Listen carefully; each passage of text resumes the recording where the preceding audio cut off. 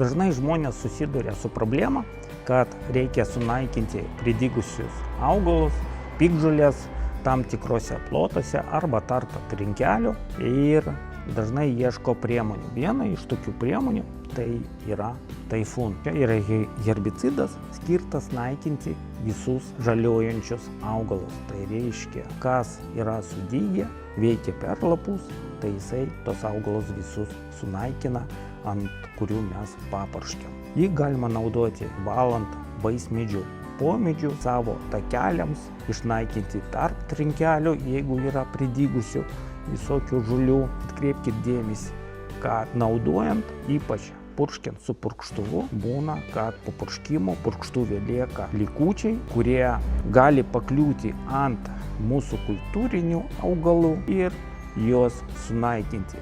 Geriausiai būna, kad šitai priemoniai naudojamas atskiras purkštuvas, tas pats purkštuvas panaudotas kitiems tikslams. Naudojimo norma jo yra nuo 150 iki 200 ml 10 litrų vandens, apipurškiant iki 5 arų ploto.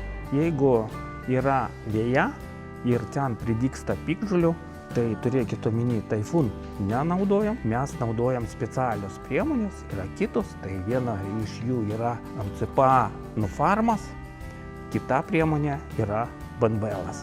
Jie skirti būtent vėjom, piktžolėms vėjose naikinti. MCPA Nufar naudojimo norma yra 70 ml 10 litrų vandens, rekomenduojama apdoroti iki 3 arų, tai 300 kvadratų. Banbelo norma yra 10 ml skirta 1–2 arams. Vandens kiekis mes pasirinkam pagal savo purkštuvą, kaip jisai yra sureguliuotas. Vidutiniškai tai būna 1 arui mes panaudojam apie 3 litrus vandens.